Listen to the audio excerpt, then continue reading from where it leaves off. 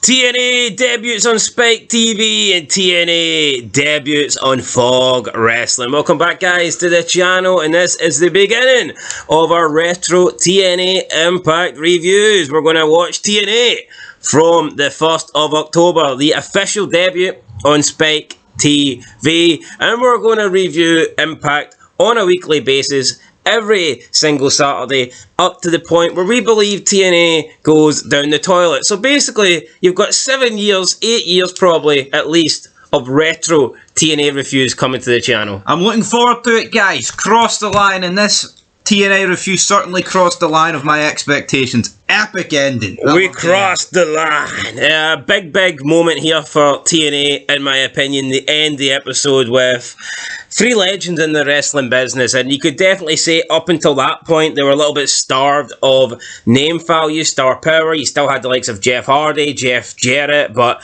I think when the three came out at the end, you're like, what a way to end an episode. And considering this was the debut on Spike TV, they're probably going to get more people watching TNA than ever before. I think they needed something big at the end, and I think they certainly delivered that. Yeah, they certainly did deliver it. Massive couple of debuts, man. And it is like seeing Team 3D debut, it's iconic. Now, a lot of people would say that the best of TNA is probably already over at this point, and I totally disagree with that. I mean, TNA, I'm not saying it was bad before 2005, but it literally did remind you of, like, NWA or something, or just like the fallout of WCW. Without all the big stars. Yeah, it's like, but from 2005 onwards, that's when you really begin to notice, wow, TNA are actually getting big. People here on TNA are moving in the right direction, because it's one thing signing the likes of Jeff Jarrett, signing the likes of Rhino, signing the likes of Jeff Hardy, which, to be honest, considering he hadn't really won a world title yet, it probably didn't cost them that much. But when you see TNA begin to bring Kurt Angle in, that's when you know that they were going to do something. They were going in the right direction. Kurt Angle crossed the line. Can't wait for Big Kurt. There's a year and a bit to go. Yeah, we're not here to talk about Kurt right now. We are here to talk about the beginning of TNA. So we get the opening match, opening contest, live. Or not live, but pre-taped. Live sounds better, but you know what? Pre-taped on Spike TV. AJ Styles versus Roderick Strong. I feel that this is probably them wanting to just like showcase AJ Styles. They're like, you know what? We're on Spike TV. We're going to get more audience tonight than ever. So let's just have AJ Styles basically bury Roderick Strong and complete his entire moveset. And that's kind of what the match did and accomplished. Yeah, Roderick Strong here literally does not get a move in. AJ Styles moving at 100 miles an hour, hitting every move. All his big moves, the flip to the outside, the springboard reverse DDT, which I think is a fantastic move, and how AJ continuously hit that perfectly. As Stallone said, time is undefeated, and you can see how much slower he is these days compared to these days. Yeah, and I believe he's 100 miles an hour. So he defeats Roderick Strong with the Styles Clash. Then after the match, we have Christopher Daniels show up during ringside. That is my belt. You're holding my belt, Styles. He says that Styles has got his belt. I believe this is the first show coming off Unbreakable as well, where they had that triple threat match. I think, yeah, they showed that in the promo, the intro for the show. So we might be getting Daniels versus AJ down the line. Where's Samoa Joe? We got Shane Douglas and Monty Brown doing an interview backstage. Monty Brown seemed completely out of his head. So I don't know if he broke into Jeff Hardy's stash of drugs, but I would be willing to bet there was quite a lot of drugs backstage at TNA. Absolutely, the most drugs you'll ever see. I never. And that could be a big reason why Kurt Angle decides to join. That's it, painkillers. But I never liked Shane Douglas as an interviewer. I feel like when you look at him in ECW, he was like the arrogant heel. He felt like the big draw, like for a few years. Here, he just seems like a jobber. He doesn't come across as like strong man. You know, he comes across like a weak Jonathan Coachman, like anybody he's interviewing could batter him, sort of thing. Kinda, yeah. You would think this guy is an ex-wrestler just looking at him. Yeah, like, this guy had like the Reign of Terror in ECW. He did. Which wasn't even that long ago. Everyone that has Reign of Terrors tend to be boring, don't they? I know. Big noses as well. Very big noses. Anyway, Monty Brown's going psycho. It was a pretty good promo. Off his head. Very energetic here. They made it to 2 Super Bowl finals. Yeah, I was 28 and 31. I was shocked when they said that, because that means that Monty Brown must have been a top level athlete. Now, I'm assuming that he wasn't just, I don't know, carrying the bags at the Super Bowls. I'm going to assume that he played. So yeah, the fact that he has went from being a Super Bowl champion twice to going to the WWE is pretty big. Yeah. Or not WWE, but to wrestling. Yeah, and TNA. It shows he's old. It does show he's old. He must be at least mid-30s here. Has to be. Or else why wouldn't he still be playing in the NFL? The NFL. The NFL. Yeah, get a wee job in the XFL. Yeah, Shane Douglas says, oh, we've got breaking news. He points to an earpiece, saying that he can hear they've got breaking news. There's a commotion backstage. No earpiece. But he had no earpiece, so this is kind of a botch. Or a blooper, so to speak, but I mean, it's a bit cheap. Yeah, there was definitely no earpiece. You could clearly see, because the smart thing to do would be to put your finger completely in your ear. But it's hard. Or not show him from that side. True. And they did neither of that, you know, it was like they fucked right up. Then we see Raven just bashing a few people with trash cans, and he's upset. He lost the NWA title, and he lost it off screen. He lost it at a fucking house show. And we say a house show, it was more like a garage show. Yeah, it was like with 40 odd people in it, maybe, if they're lucky. Raven then pretty much gets escorted out the arena. He gets told to leave. He's like, you can't be doing this, Raven, leave. Raven is pissed off. Then we get the alpha male Monty Brown versus Lex Lovett. No idea who Lex Lovett is. Quick match. Alpha male wins with the pounce. And then they showed us a replay of the pounce, and they slowed it down into slow-mo. And when they put it in slow-mo, it just loses its effect. Yeah, like I like the fact you see it in real time. He goes flying here. It just looks like a botch. It looks sloppy. See the pounce, as good as a move as it is, and it is paying homage to his NFL career and shit like that, because that's what you do in NFL. You tackle. Unless you've got somebody good receiving the pounce, it's not going to look good. You need someone that can actually sell this, and I don't think this opponent did a good job. No. I have no idea who this guy is, though. So. I have no idea who he is. Like, when Sabu takes it, or if a Jeff Hardy takes it, you can imagine that it's going to... I think definitely hitting this on a smaller guy works. Yeah. You hit this on a bigger guy, and you're just not really getting... You're not getting the distance on the pounce or the velocity, so it's not going to look as good. Slowing it down definitely did the alpha male no favours. Then we got a title threat match. Chris Sabin taking on Shelley and Petey Williams. Sabin and Alex Shelley will go on to be a tag team, and I guess Petey Williams will go on to copy Scott Steiner. After the match, Chris Sabin obviously wins. He gets the victory on Alex Shelley. Petey Williams isn't happy, and he hits a Canadian Destroyer on Sabin. Canadian Destroyer is such a good move. But it sucks now that pretty much everybody steals it. I mean, you've got the Young Bucks do about 10 every match. Yeah, see, there was actual hype and anticipation for him doing it. Now it's like, it's a transitional move now. He hit this, and they made it out as if it was like a sledgehammer to the skull. Because that's the way it should be. Looks like a sledgehammer to the skull, to be fair. But nah, these people have ruined Petey Williams' move. If there was ever a case for somebody to sue somebody in wrestling, Petey Williams should have done it. You know, like, see, back then, there was always respect. It was like, oh, you don't take someone's finish. You don't steal someone's finish. But the Young Bucks they've went beyond that. They've stolen a guy's finish and turned it into a transitional move. Yeah. And it's not just any finish, a fucking deadly finish. I don't believe anyone ever kicked out of this. Aye. And rightfully so. It's like this move we had the same sort of prestige as the 3D. And, like, can you imagine if the 3D was hit as a... transitional move? It would hurt. This would not be. Oh, come on. But you know, I enjoyed this match. I'm not a fan of the style, but I feel like TNA X Division. See, it worked. The TNA X Division reminds me more of like the WCW Cruiserweight Division. Which Mike Tenay said that's what it was. It was reminiscent of, but this is no weight, damn it. Anyway. But it does remind you of like Cruiserweight Luchador action. It doesn't remind me of the Flip Fest that AEW do. Aye. There is an element of selling as well. You got to factor that in. The AEW, we don't do any selling. And then out of the blue, Tito Ortiz backstage. What's this all about? Tito Ortiz is with Larry Sabisco. You had no idea who Larry Sabisco. I knew who he was. I know the name. I just didn't know that was him. So you don't remember him in TNA? No, I couldn't even remember Larry Sabisco was in TNA. But apparently he's the director of Authority. So basically the GM, I guess. See, even TNA knew back then that you needed an authority figure. Yeah. But WWE, for some reason, are running with Adam Pearce. And you only see him like once a month. So he speaks to him. Tito Ortiz enters the office. What's he going to tell him? We don't know. We then get introduction, like a promo package of the Free Live crew. I just didn't really get this crew. It's a bit of Three different races, and they all seem off their head.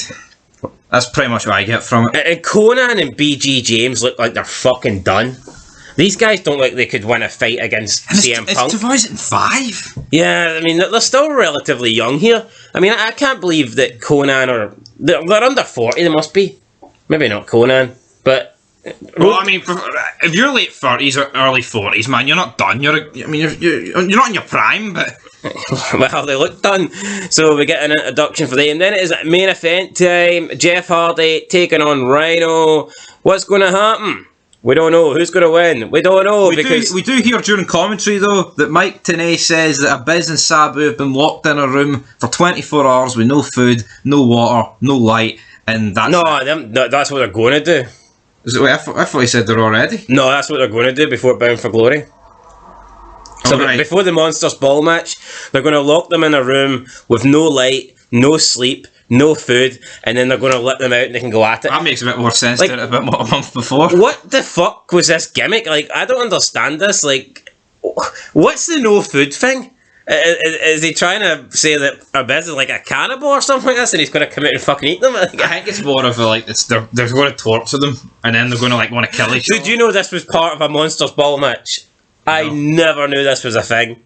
But Mike Tenay is like, all these guys going to be locked in a room, they're going to be starved, they're going to get no sunlight. Is this like some sort of Russian experiment? It's obviously like the weirdos or the junkies stay in this match. I think Hogan's going to fucking sit in there. I know obviously it's not legit, but like, would they try and tell us that the Hulkster is going to sit in a room and not do anything for 24 hours? Doesn't work for me, brother.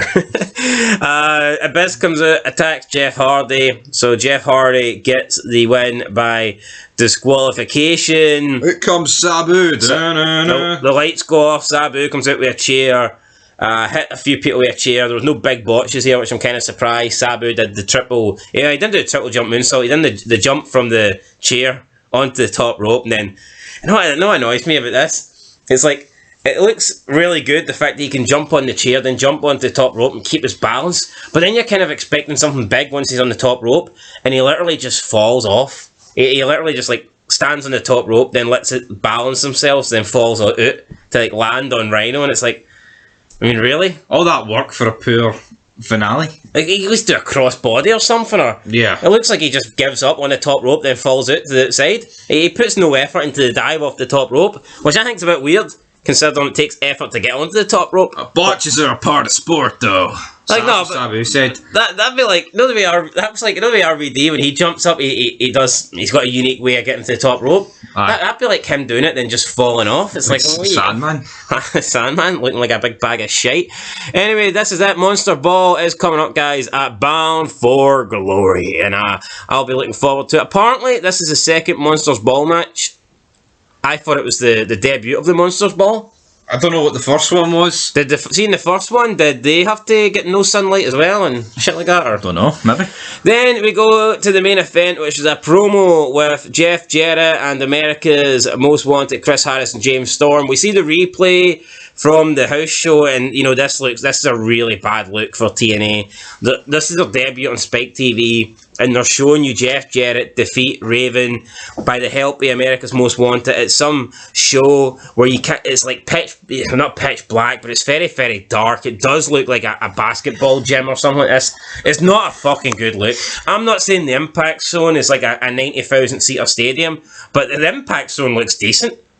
This looked terrible. Surely he should have defeated Raven for the belt here in the main event, and then cut this promo, and then just do what you were going to have anyway.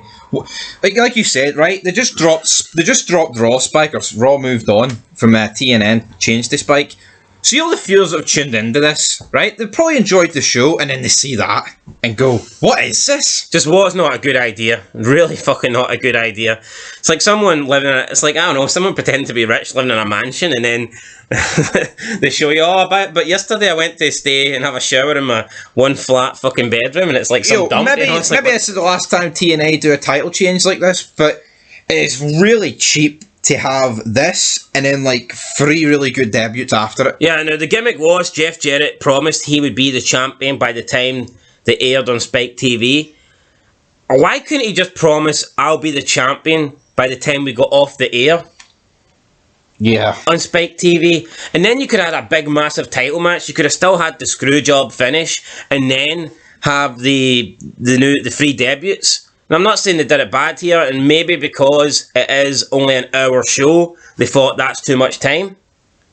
Yeah, maybe. So that could be that, but to me, just to show this, maybe pictures would have been one thing. But when was the last pay-per-view? Could you not just won at the pay-per-view? It showed you a bit of video, like it's like what the fuck. I mean, it was really really bad looking. I've been in sheds bigger than that arena, man. Yeah, but he thanks America's Most Wanted for helping him regain power.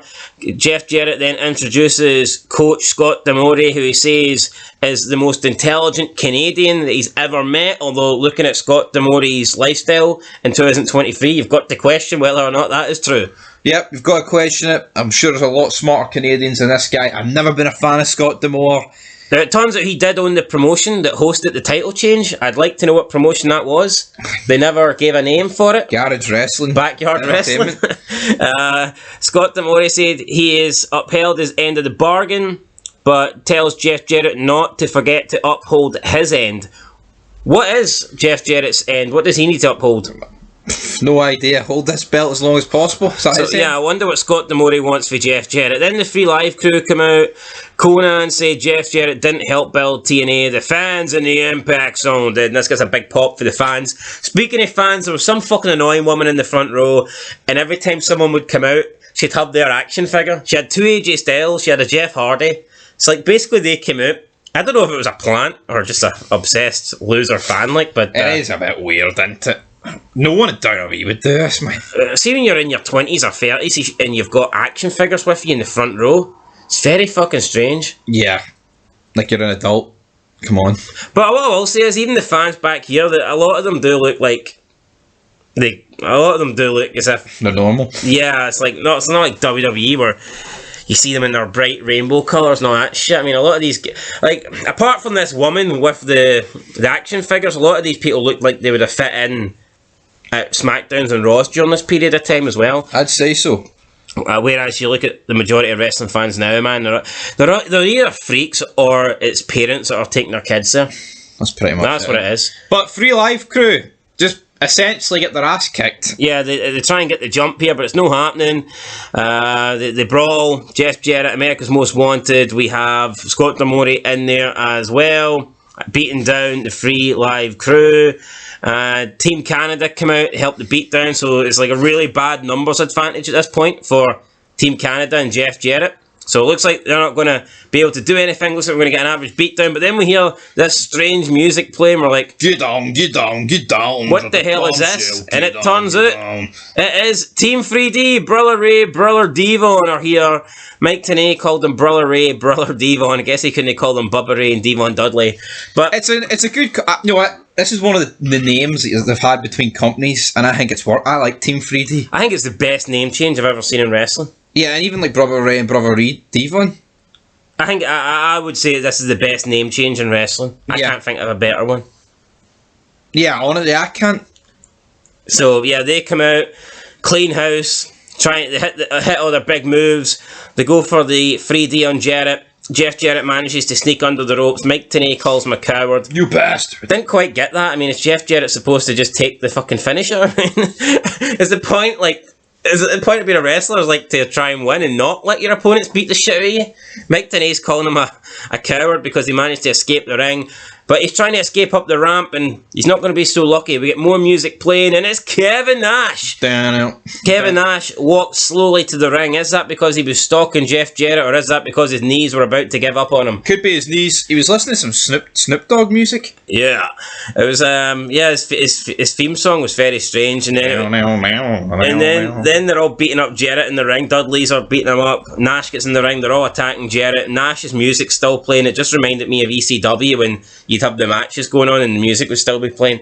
Then he hits him with a big power bomb and Nash says, the jackknife. Nash says he's unfinished business with Jeff Jarrett and challenges him to a match at Bound for Glory. And that's the end of the show. Will Jeff Jarrett accept it? We do not know. We'll have to tune in next week to find out. But I thought overall, considering this show is only an hour long, about 46 minutes, when you take away commercials, I thought it was really good. I enjoyed it. Yeah, I felt like it was about what you'd expect for TNA, but I feel like the main event segment delivered. Obviously, you can't deliver like this every week because you can't just have these sort of level of talent debut, but I think seeing Team 3D appear coming at the tunnel was epic. And I think you can definitely tell I think it suits TNA being an hour long at this point, because I don't think they really have the roster to fill out a 2-hour show. And I think if they were filling out a 2-hour show, you'd have less stars and you'd have more people you don't care for. So I think an hour is perfect for TNA right now. It is, and Kevin Nash was just the cherry on top of the cake. Very good cherry on top of the cake. Very good. I'm going to get 7 out of 10. I enjoyed this episode of TNA. I'm going to give it 7 out of 10. It's weird seeing Nash though with like a skin fade and not blonde hair or grey. It was just like it's just brown. It's weird seeing Nash not clutching his fucking knees on the floor, to be honest. Is this his TNA debut? I think he was in TNA in 2004. Fair enough, so it's his return. It's his return, but it's definitely Dudley's debut. I'll give it a 7, guys. 7 out of 10 for us. Let us know what you guys think down below. We'll be back next week for the 8th of October review, and I believe we've got 3 more shows before Bound for Glory. So Biz, get yourself locked in that room and don't be having any takeaways, because you're not allowed to eat, apparently, according to Meg today. Anyway, guys, that's it. Till next time, we'll catch you in the next one. Peace.